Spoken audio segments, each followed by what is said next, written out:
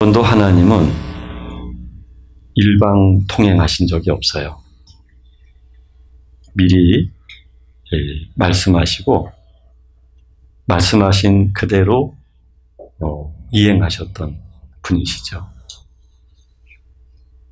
이스라엘이라고 하는 민족 공동체가 형성된 것도 하나님의 언약에서 비롯되어지죠.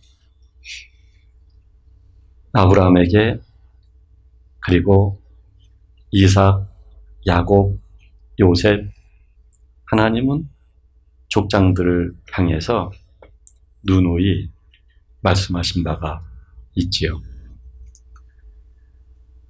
민족 공동체가 가나안을 향해서 대이동을 할 때도 족장들에게 하신 언약을 시내산에서 언약을 통해서 다시 한번 확인하시고, 또 가나안 앞에서 모압 또는 세겜이라는 곳에서 또 한번 언약하시고, 이렇게 하나님은 말씀하신 대로, 언약하신 대로 이스라엘 백성들을 인도하셨던 분이십니다. 창세로 거슬러 올라가게 되면 우주 만물을 창조하실 때도 말씀으로 창조하신 분이에요. 그리고 요한복음에서는 그 말씀이 하나님이신데 성육신 하셨다고 말씀하시면서, 성육신 하신 예수 그리스도가 하나님이 미리 말씀하신 대로 오신 것이고, 그리고 빛을 발하신 것이고, 모든 사람들을 위해서 죽으시고, 그러나 죽은 사람들 가운데서 부활하사 부활의 영광의 주님이 되셨던 것이죠. 아직 이루어지지 않은 것이 있다고 한다면 이 예수님께서는 훗날 심판주로 만왕의 왕으로 오시게 될 것입니다. 성령님이 오신 것도 하나님이 미리 말씀하신 대로, 그리고 약속하신 대로 오신 거예요. 예레미야서나 요엘서나 또는 에스겔서에서나 하나님은 성령님이 오시되 우리 속에 오시겠다고 말씀을 하셨죠. 그래서 우리의 마음을 부드럽게 하시겠다는 것과, 우리 마음에 성령님이 오셔서 능력으로 우리를 인도하셔서 하나님이 거룩하신 것처럼 우리를 거룩하게,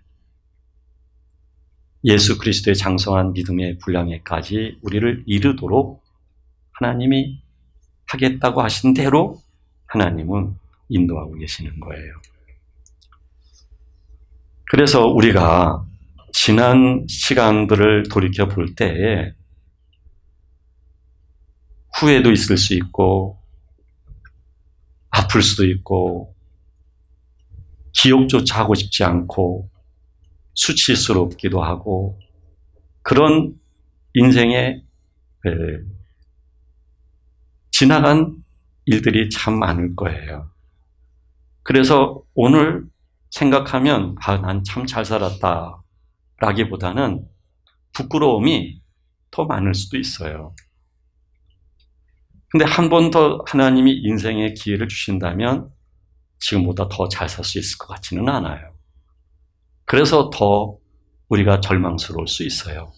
그런데요, 그러하다 할지라도 하나님은 그 속에서 우리를 부르셨고요, 우리를 만지시고 우리를 새롭게 하시는 그런 과정으로 인도해 오셨던 거예요. 그래서 오늘 우리가 예수 그리스도가 주이십니다, 이렇게 고백을 하는 것이고요, 하나님이 우리의 아버지이십니다, 이렇게 고백할 수가 있는 것이죠. 진정 내게 있어서 유일한 소망은 하나님 외에는 없습니다. 이런 고백이 가능한 것이고요. 주여, 내가 무엇을 바라보겠습니까? 또 바라겠습니까? 오직 나의 소망은 여호와 하나님이십니다. 이런 고백이 어떻게 가능할 수 있었느냐 하면, 지나간 과거, 우리가 수모, 부끄러움, 절망, 상처, 아픔, 물론 그 반대에 밝고 행복한 때도 많았지만, 이 과정들을 통해서 하나님은 우리가 그렇게 싫다고 하는데도, 내가 본능대로 살겠다고, 내 생각대로 살겠다고 거절했는데도 불구하고 하나님은 우리를 얻으시기 위해서, 하나님의 자녀라고 하는 우리의 신분을 회복시키시기 위해서, 이 신분이 회복되어지게 되면 우리는 더 이상 육체의 존재가 아니에요. 영에 속한 거룩한 존재가 되는 거예요. 우리는 더 이상 내가 주체가 되어 독립적으로 사는 게 아니에요. 그거는 너무 고달퍼요. 그거는 죽음이고, 그거는 고통이에요. 그러나 하나님의 자녀의 신분으로 우리가 옮겨졌을 때는 그거는 평안이에요. 그거는 생명이에요. 그거는 하나님의 보호와 하나님의 보살핌이 영원히 있는 거예요. 이렇게 하나님은 우리를 얻기 위하여 인도하셨던 것이죠. 그래서 성구영신 예배 때 두 번째 제가 강조해 드렸던 것은 뭐냐면, 하나님은 그러하기 때문에 소망이 되신 분이십니다. 소망의 하나님이십니다. 라는 것을 강조했던 것이죠. 소망의 하나님. 지금 성령님이 내 안에 들어오셔서 이것을 증거해 주셔야만 믿을 수 있는 믿음이면은 틀림이 없지만, 그러나 우리의 지난 과거 속에서 하나님이 약속하신 대로 우리를 인도해 오셨기 때문에, 그 인도 속에서 우리가 변화라고 하는 그 주님의 사람으로서의 새로워진 것을 매우 미약하고 부족하고 부분적이지만 그런 모습을 보았기 때문에, 내 안에서부터 내가 하나님을 사랑합니다, 의지합니다라는 고백할 수 있는 사람이 되어졌기 때문에 2020년 그리고 그 이후에도 하나님이 계속해서 우리를 인도하실 것에 대한 믿음이 흐르는 거죠. 그래서 2020년도는 소망의 해이고, 앞으로 우리의 모든 삶은 소망밖에 없는 존귀하고 아름다운 삶이라고, 그렇게 힘주어서 제가 말씀을 드릴 수가 있는 것이죠. 그러나 제가 어떤 연사처럼 힘주어 외칩니다 보다는, 여러분들 안에 과거 속에서 현재까지 조성하신 하나님의 손길과 여러분들 안에 그 하나님이 영으로 오셔서 이를 증거하시고 여러분들을 얻으셔서 자녀 되게 하신 그 하나님께서 역사하시기에, 증거하시기에 여러분들 안에는 자연스럽게 소망이 흐르는 것이죠. 이 소망은 그래서 거둬지는 게 아닙니다. 연단이 그리고 그 인내가 마침내 소망을 얻게 하는 거예요. 우리는 성경에서 이스라엘 백성들이 가나안 땅에 들어가기 전까지의 과정을 생생하게 보았어요. 광야 40년 동안의 노중 생활을 하나님이 어떻게 인도하셨는지 보았어요. 하나님은 그들에게 굶주리시지는 않으셨지만, 하나님은 그들에게 길을 인도하셨지만, 하나님은 그들에게 상당한 시간, 사람이 요구하는 시간이 아니라 하나님이 정하신 시간 40년이라는 시간 속에서 그들을 인도하시는데 그들을 낮추신 것이죠.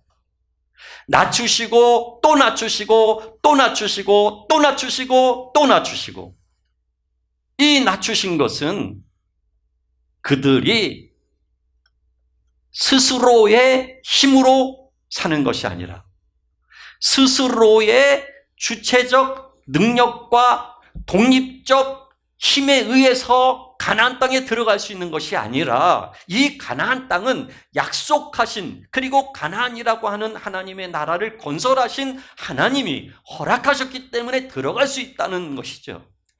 따라서 이 땅은 믿음이 있는 자가 들어갈 수 있는 땅입니다. 믿음이 있기 위해서는 하나님이 그들을 낮추시고 또 낮추실 수밖에 없었던 것이지요. 이 과정 속에 그들은 기다려야만 했고 참아야만 했고, 이 과정 속에 이들은 하나님의 구속의 손길을 인정할 수 있어야만 했고 믿어야만 했던 것이죠. 그러나 그 과정 속에서도 많은 사람들이 죽어야만 했어요. 하나님은 모세에게 출애굽 이후 그리고 광야 노중을 안내하도록 하나님은 세우셨고, 모세는 하나님의 인도를 받으면서 그들을 안내했는데, 모세가 있는 막사 앞에 이스라엘 백성들이 모여서 왜 우리를 여기까지 인도해서 죽이려고 하느냐? 라고 말하면서, 차라리 애굽에 있었다고 한다면 고기 냄새라도 맡으며 살 수 있었는데, 즉 노예 근성이지요. 세상을 사랑하는 근성이지요. 그들의 육체가 430여 년 동안 그들의 조상 대대로 애굽에서 살다 보니 그게 문화가 되었고, 그것이 자기화되어지다 보니 자기화되어진 것을, 그 근성을 버리지 못했던 것이죠. 그래서 우리를 죽이려고 하느냐? 당신만 하나님의 음성을 들을 줄 아는 줄 아느냐? 왜 당신에게만 모든 권한이 집중되어 있느냐? 그 권한을 다 나누어 다오. 그 권한을 뺏어서 이제는 가나안 땅으로 가려고 하는 것이 아니라 애굽으로 다시 돌아가서 고기 냄새 맡으며 살겠다는 이야기인 것이죠. 그러자 하나님이 그들을 땅을 가르셔서 지진을 일으키셔서 그 믿음 없는, 끝까지 자신의 육체와 끝까지 애굽이라고 하는 속성과 그런 습성을 가지고 있는 그들을, 끝까지 그걸 버리지 못하는 그들을 하나님께서는 땅을 가르셔서 그 안에 다 빠뜨려서 죽이시는 것입니다. 왜냐하면 가나안 땅이라고 하는 것은 믿음의 땅이기 때문에 그러합니다. 가나안 땅이라고 하는 것은 애굽에서 가지고 있는 습성은 들어갈 수 없는 땅이기 때문에 그렇습니다. 훗날 하나님께서는, 하나님이 영으로 임재하셔서 우리 안에 가나안과 같은 하나님의 나라를 건설하게 되는데, 하나님의 나라를 건설하게 될 때에 이 하나님의 나라를 건설함에 있어서 우리가 가지고 있는 육체의 습성들을 하나님은 하나도 용납하시지 않겠다는 것입니다. 모든 습성을 하나같이 다 버리도록, 예수 그리스도와의 죽음이 이루어지도록, 그 죽음의 완전성을 성경은 연합이란 말을 쓰고 있는 것입니다. 예수 그리스도와 죽음의 연합을 이루기까지 그 완전한 인간의 자아의 속성을 하나님은 용납지 않냐 하시고 죽이시겠다는 것입니다. 그리고 하나님은 우리 안에 하나님의 나라를, 하나님의 영과 하나님의 거룩함으로, 하나님의 의와 하나님의 자비와 하나님의 긍휼하심으로, 하나님의 선한 마음들로 그 생명이 흐르는 우리의 영혼이 되어질 수 있도록, 우리의 영혼이 순결할 수 있도록, 우리의 영혼이 흠이 없도록 하시기 위해서 하나님은 이와 같은 일을 하시겠다는 것입니다.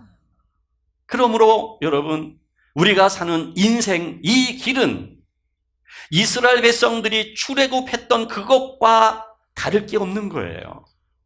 아브라함의 생애와 다를 바 없고, 이삭, 야곱, 요셉, 그리고 성경 신약에 나와 있는 예수님의 제자들, 예수님을 쫓았던 모든 믿음의 선진들과 다를 바가 없는 거예요.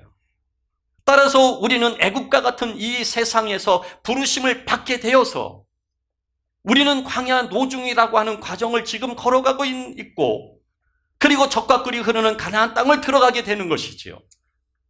이 과정 속에서 우리는 수많은 일을 지금까지 겪어왔던 것이며, 그렇게 하나님은 우리를 허용하시고 그렇게 하나님은 우리를 인도해 오셨던 거예요. 그런데 지금 현재의 시간 속에서 주어진 사건, 만난 사람과의 관계 속에서 내가 원망을 하고 있다고 한다면, 내가 그것을 싫다고 한다면 하나님의 구속사에 대한 나는 저항하는 것이지요. 물론 저항이란 있을 수 있어요. 육체는 죽지 않으려고 하는 속성을 갖고 있기 때문에 그렇습니다. 따라서 육체는 힘이 빠질 때까지 저항하게 되어 있고, 막바지에 다다르면 다다를수록 육체는 더 극렬할 정도로 저항할 수 있어요. 못 살겠다고 말을 해요. 나는 인생 이루고서는 못 살겠다고 말을 해요. 정말 죽을 것 같다고 말을 해요. 차라리 죽는 게 더 낫다고 이야기를 해요. 그런데 이것은 우리 육체의 저항은 이해될 수 있는 일이에요. 따라서 여러분들 안에 강력한 부정, 강력한 거절, 현재의 모든 사건과 관계와 그리고 나라고 하는 존재가 끌어안고 있는 모든 짐들을 나는 끝없이 부정하고 또 부정하고 부정하는 거 있을 수 있어요. 이거는 여러분들이 자유하기가 참 어려울 거예요. 그러하기 때문에 자유하기까지 이 육체의 저항이 막바지에 이르고 더 이상 육체가 저항할 수 없는 그 자리까지 가야만 육체는 내려놓게 되어져 있는 거예요. 힘이 있는 한, 육체가 바라는 속성이 있는 한, 자기 속에 자기의 의식이 있는 한, 그 의식이 하나님과 독립적이고 하나님과 분리되어진 철저한 땅의 지체의 소욕들로서 의식화되어져 있는 한, 그것이 나를 버텨주고 있는 자아로서의 그런 성향을 띠고 있는 한, 여러분, 우리는 괴로울 수밖에 없는 거예요. 그 괴로움 괜찮아요. 괴로워야 돼요. 그게 괴롭지 않고 거절하는데도 좋다고 한다면 그 사람은 주님 안에서 소망이 없는 사람이에요. 내가 거절하고 그리고 고통스럽고 아파요. 힘들어요. 고통스러워야 돼요. 이 고통이 우리의 힘을 빼게 하기 때문에 그래요. 육체가 갈 만큼 가서 고통스러워지면 천하의 매 앞에는 장사가 없어요. 고통 앞에는 장사가 없어요. 그 정도로 여러분, 우리의 육체라고 하는 성향이 너무나 즐겨요. 자기 자신에게 너무나 중독되어 있어요. 이 세상에 너무나 집착되어 있어요. 자기를 부정하고 예수 그리스도의 십자가를 쫓는 것이 아니라 예수 그리스도의 십자가를 부정하고 자기를 따라가는 우리들이에요. 이게 얼마나 즐긴 것인지 몰라요. 그러나 인정하지 않고 가는 한 괴로울 수밖에 없는데, 그거 인정 안 되는 것도 어떡하겠습니까? 지금 내가 인정이 안 되는데. 그러면 고통스러울 수밖에 없는 것이죠. 그 고통, 나를 누르게 되니 내가 가도 끝이 없고, 이제는 한숨이 아니라 이제는 말할 수 없는 탄식이 흘러나오게 되어 있는 것이죠. 그때 비로소 예수님의 죽으심 속에 내가 들어갈 수 있게 되어지고, 그 안에서 부활의 주님을 마침내 만나게 될 것이며, 나의 주가 예수 그리스도이심과 나의 진정한 소망이 하나님 되심을 그냥 영혼에서부터 흐르기 시작을 할 것입니다. 나의 소망이, 나의 인생의 전부가 하나님이십니다. 내가 쫓는 쾌락도, 내가 쫓는 나의 생각도, 이 세상의 그 모든 것도 이제는 나에게는 흥미가 없습니다. 내게 유일한 흥미가 있다면 하나님 한 분뿐입니다. 나는 하나님이 나에게 있어서 전부입니다 라는 그런 고백이 흘러나올 수 있게 됐을 때, 그때 나의 영혼은 하나님을 송축하는 영혼이 될 것입니다. 내 영혼은 하나님을 송축할 것입니다. 하박국 선지자를 보게 되면 이스라엘이 율법에 해이해졌습니다. 이스라엘 백성들이 나약한 사람들을 괴롭히기 시작합니다. 이스라엘 사람들이 도덕과 그리고 윤리가 무너졌습니다. 정의가 휘어졌습니다. 힘 있는 사람들이 득세하고 악인들이 선한 사람들을 괴롭히기 시작을 합니다. 이때 하나님은 참은 만큼 참으시다가 하나님은 하박국 선지자에게 갈대아 사람들을 일으킬 것인데, 그들은 사나운 사람들이고 조급한 사람들이고 그들은 악한 사람들이고 그들은 자기 땅도 아닌데 남의 땅에 깃발을 꽂아서 내 땅이라고 말하는 사람들인데, 이런 사나운 사람들을 들어서 이스라엘을 침략하도록 허용할 것이다 라고 말씀하시는 것입니다. 하박국 선지자는 이 말씀을 들었을 때 이해가 안 됐습니다. 그래도 우리가 아무리 율법이 해이해졌다 할지라도, 정의가 땅에 떨어졌다 할지라도 하나님의 선민이며, 그래도 우리가 성의를 지키고 있으며 안식일을 지키고 있으며 우리 하나님 여호와께 우리가 제물을 드리고 있는데, 어떻게 우리들에게 저 믿지 않는 갈대아 사람들 손에 맡길 수가 있는 것입니까? 이게 하나님의 구속사를 이루어 가시는 하나님의 신비한 손길이신 것입니다. 갈대아 사람들이 이뻐서 이스라엘 백성들을 노예 삼고 그 땅을 점령시키게 하신 것이 아니라, 하나님은 그들을 아궁이의 막대기처럼 사용하신 것입니다.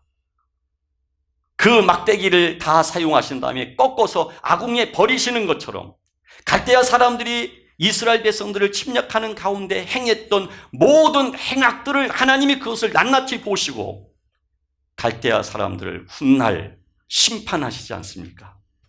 하나님의 진정한 관심은 이스라엘 백성, 하나님이 선택한 백성에게 있었다는 사실이에요. 그 하나님의 백성들을 얻기 위해서, 그들을 하나님이 약속하신 대로 그들을 거룩하게 하시기 위해서, 하나님은 이들을 얻기 위하여 갈대아 사람들에게 힘 있는 나라가 되게 하시고 사나운 사람들이 되어가는 것을 그냥 허용하시면서 그들의 악행까지도 하나님은 활용하시면서 이스라엘 백성들을 침략하게 하셨던 것이지요. 이랬을 때에 하박국 선지자가 이해가 안 됐지만 나중에는 하나님의 오묘한 섭리를 알게 된 것이죠. 하나님이 아시는 그 놀라운 신비스러운 하나님의 역사하심을 알게 된 거예요. 그래서 하박국 선지자가 여호와여, 내가 주께 대한 소문을 듣고 놀랐나이다. 놀랄 만한 일이죠. 하나님이 이런 계획을 갖고 계시다는 거. 아니, 하나님은 이스라엘 백성을 항상 돌봐주시고 또 죄도 짓지 않게 하시고 또 모든 것이 넉넉하게 하시고 강한 나라가 혹 쳐들어와도 오히려 그들을 공격해서 정복하게 하시는 그런 하나님, 그런 하나님으로만 알고 있었는데, 그런데 그런 하나님이 아니라 완전히 역설적으로 이스라엘 백성들을 그냥 노예가 되어지도록 죽게 내버려 두시는 하나님, 이런 소문을 듣고 놀랐다는 것이죠.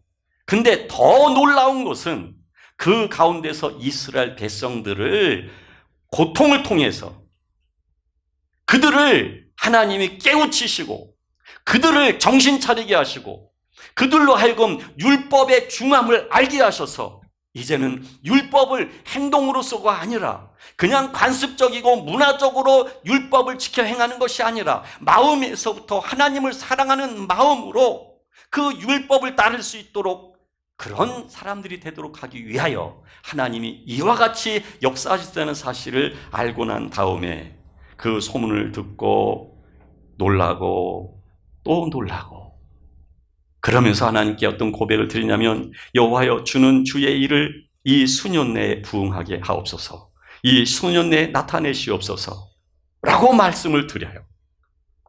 즉 이제는 그들을 거부하는 게 아니라 갈대아 사람들이 침략하는 것에 대해서 하나님의 뜻을 알았사오니 그렇게 하시옵소서. 따라서 이 수년 내에 하나님이 이 일을 행하셔서 우리 이스라엘 백성들이 회복되어지게 하옵소서, 회복이 되어지게 하여 주옵소서 라고 말을 하는 거예요. 하나님의 뜻을 알게 된 것이죠. 그러면서 고백하는 것은 하나님의 진노 중에라도 긍휼을 잊지 마옵소서. 그 과정 속에서도 이스라엘 백성을 향한 자비와 긍휼의 마음은 잊지 말아 주시옵소서. 이 고백을 하는 거예요. 이 긍휼은 뭐냐면 그 속에서도 이스라엘 백성들이 회복되게 하여 주옵소서. 그 과정과 그 아픔을 통해서, 그 전쟁을 통해서 이스라엘 백성들이 하나님의 자녀로 돌아올 수 있도록 하나님 인도하여 주옵소서. 제가 금전적인 어떤 문제가 발생하게 됐는데, 살고 있던 집에서 은행으로부터 대출을 받은 게 있었고 아직 상환기간이 남아있고 이사를 하게 됐는데 그 돈이 필요가 없게 됐어요. 두 사람이 돈을 좀 빌려달라고 해서 각각 빌려드렸는데 시간이 많이 지난 다음에 이자는 제가 다 내고 있었어요. 다 그 은행으로부터 연락이 왔어요. 상환을 해야 되겠다고요. 그 두 분한테 참 그 전화하기가 참 민망하더라고요. 그런데 어떡하겠어요? 불가피하게 전화했어요. 그랬더니 적게 빌려간 분은 내일을 보내주시겠다고, 그분의 2배 빌려가신 분은 돈이 없다고 하고, 결국은 내일에 대해서 적게 빌려가신 분은 들어왔는데 많이 빌려가신 분은 여전히 소식이 없는 거예요. 은행이 이것을 눈치를 채고 저를 조이더라고요. 전 차압이라는 말을 그때 들었어요. 사례비의 그 차압을 통지를 하더라고요. 이게 적지 않게 마음의 부담이 왔어요. 그렇지만 방법이 없으니까 그분을 찾아뵙고 말씀을 드리는데 그분이 돈이 없대요. 그때 하나님이 제게 마음에서부터 이 일을 행하고 계신 이가 누구라고 생각하느냐라고 나지막하게 말씀하시는 거예요. 그 말씀이 끝나시기 전에 제가 하나님이십니다. 하나님이 하시는 일입니다. 라고 고백을 했고, 그분에게는 집사님, 제가 이 돈은 받지 않겠습니다. 이 돈 때문에 목회자와 집사님 간의 영적 교제가 단절된다면 이건 정말 슬픈 일이 될 것입니다. 마음 편하게 계십시오. 그리고 기도해 드리고 나오는데 거기까지는 멋있었어요. 딱 나와서 내리막길을 걷고 있는데 또 은행으로부터 전화가 오니까 마음의 부담이 차인 거죠. 그렇게 시간은 흐르고 살은 말라가고 목회자가 누구에게 돈 얘기한다는 건 정말 덕스러운 일이 아니기 때문에 어쩔 수 없이 하루, 일주일 시간이 흘러가게 된 것이죠. 그러던 어느 날 교회로 출근을 하고 있는데 이 살이 말라서요. 그리고 이 압박을 겪다 보니까요, 사람이 그냥 이게 공중에 떠 있는 것 같아요, 사람이. 멍해지고. 그런데 그날 아침에 제가 운전을 하면서 가면서 하나님, 저는 하나님의 마음도 이해가 되고요. 또 저에게도 이와 같은 아픔이 필요하다는 것도 인정이 됩니다. 그래서 하나님, 나는 무조건 이 문제를 해결해 달라는 기도만을 드릴 수가 없습니다. 그래서 하나님께 말씀을 드리는데 이것이 쉽게 해결되지 않게 해주십시오. 가능하다면 저를 아프고 고통스럽고 그리고 그 압박이 크도록 그렇게 해주십시오. 다만 하나님이 저를 긍휼히 여겨주십시오. 이 과정을 통해서 하나님이 원하시는 저를 내려놓을 줄 알게 하시며 하나님을 더 전적으로 의지하고 사랑할 수 있는 종이 될 수 있도록 인도해 주세요. 라는 기도를 드렸어요. 이 기도를 드렸는데 두 눈에서 눈물이 콱콱콱콱 쏟아지는 거예요. 눈물이 앞을 가리고 운전을 가는데 말이죠. 그런데 제가 마음에서 하나님을 송축하더라고요. 하나님, 송축합니다. 하나님은 완전하신 분이십니다. 하나님이 하시는 이 일체 모든 것은 진리이십니다. 그래서 저는 하나님을 사랑합니다. 그리고 교회까지 가게 됐어요. 제가 그렇게 기도를 한 대로 그 문제가 쉽게 해결되지 않았어요. 많이 힘들었어요. 그런데 시간이 한참 지난 다음에 지금 와서 생각하면 어떻게 해결됐는지는 모르겠는데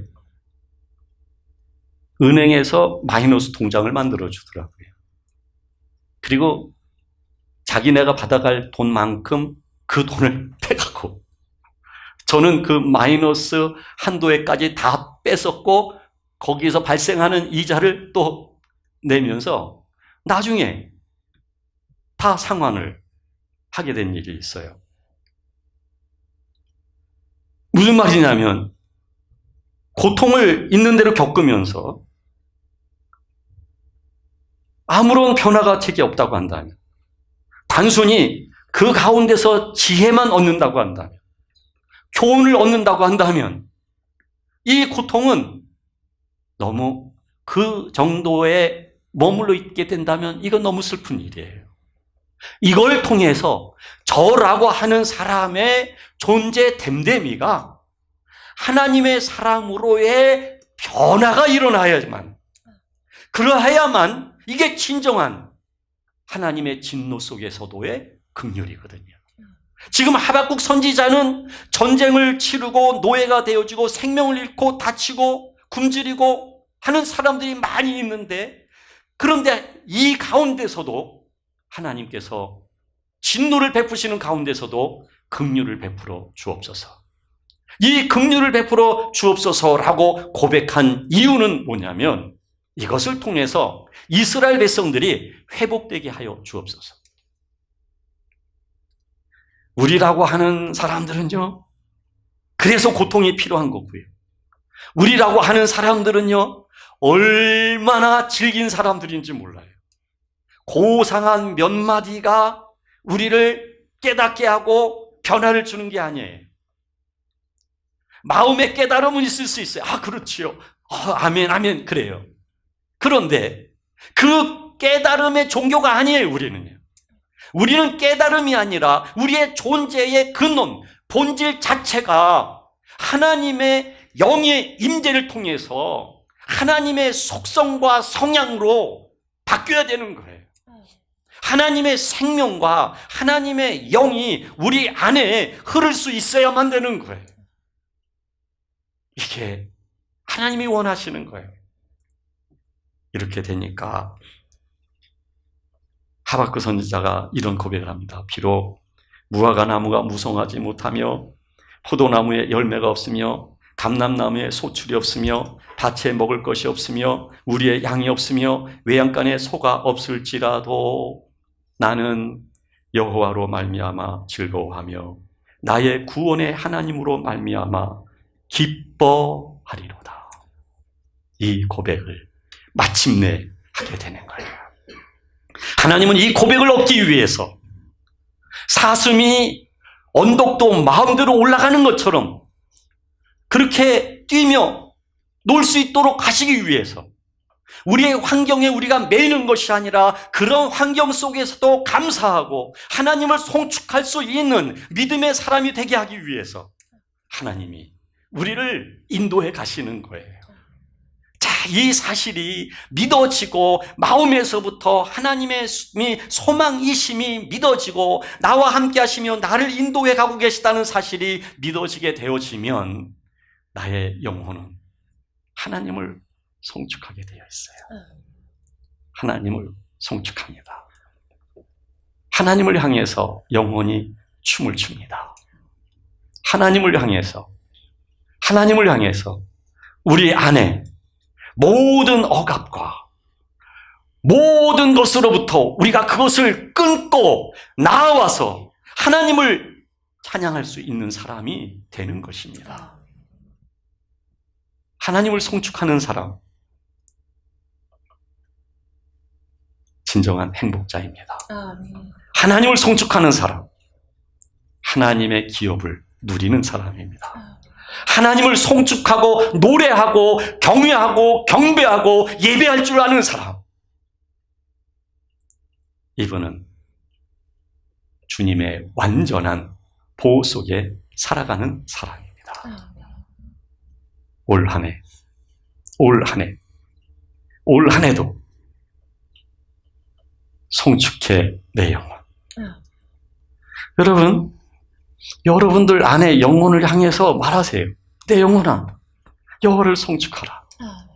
오늘 시편에서 말하고 있는 것처럼요, 여호와의 지으심을 받고 그의 다스리시는 모든 곳에 있는 너희여, 여호와 송축하라. 내 영혼아, 여호와를 송축하라. 그에게 수종하며 그의 뜻을 행하는 모든 천군이여, 여호와를 송축하라. 여호와를 송축하라는 거예요. 여호와를 송축하라. 이 여호와의 송축은 지나간 과거 속에서 하나님의 구속사의 손길을 통하여 하나님의 지으심을 받는 사람으로 변화가 일어나기 시작할 때 하나님을 진정 송축할 수 있는, 하나님을 노래할 수 있는 참된 자유자가 되는 것입니다. 이 자유를 영원히 빼앗기지 마시고 하나님이 주신 완벽한 이 선물을 여러분들이 것이 되도록 하시기를 간절히 바랍니다. 기도하겠습니다.